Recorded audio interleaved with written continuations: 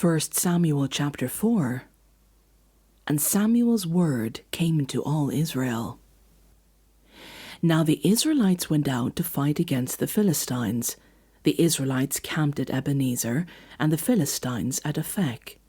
The Philistines deployed their forces to meet Israel, and as the battle spread, Israel was defeated by the Philistines, who killed about 4,000 of them on the battlefield.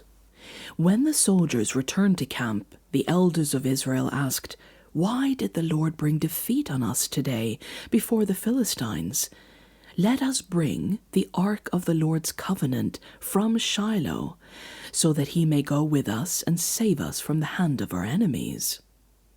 So the people sent men to Shiloh, and they brought back the ark of the covenant of the Lord Almighty, who is enthroned between the cherubim. And Eli's 2 sons, Hophni and Phinehas, were there with the ark of the covenant of God. When the ark of the Lord's covenant came into the camp, all Israel raised such a great shout that the ground shook. Hearing the uproar, the Philistines asked, "What's all this shouting in the Hebrew camp?" When they learned that the ark of the Lord had come into the camp, the Philistines were afraid. "A god has come into the camp," they said. "Oh no, nothing like this has happened before. We're doomed. Who will deliver us from the hand of these mighty gods? They are the gods who struck the Egyptians with all kinds of plagues in the wilderness.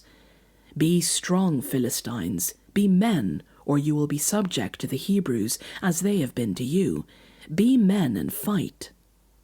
So the Philistines fought, and the Israelites were defeated, and every man fled to his tent. The slaughter was very great. Israel lost 30,000 foot soldiers. The ark of God was captured, and Eli's 2 sons, Hophni and Phinehas, died. That same day a Benjamite ran from the battle line and went to Shiloh with his clothes torn and dust on his head. When he arrived, there was Eli sitting on his chair by the side of the road, watching, because his heart feared for the ark of God. When the man entered the town and told what had happened, the whole town sent up a cry. Eli heard the outcry and asked, "What is the meaning of this uproar?" The man hurried over to Eli, who was 98 years old, and whose eyes had failed so that he could not see. He told Eli, "I have just come from the battle line. I fled from it this very day." Eli asked, "What happened, my son?" The man who brought the news replied, "Israel fled before the Philistines, and the army has suffered great losses.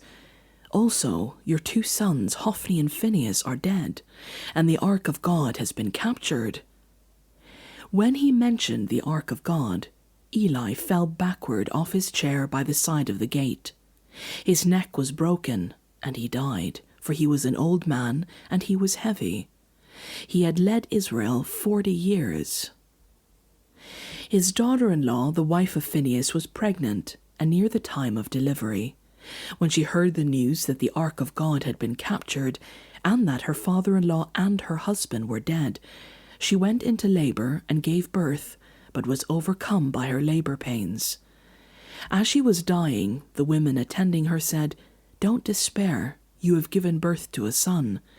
But she did not respond or pay any attention.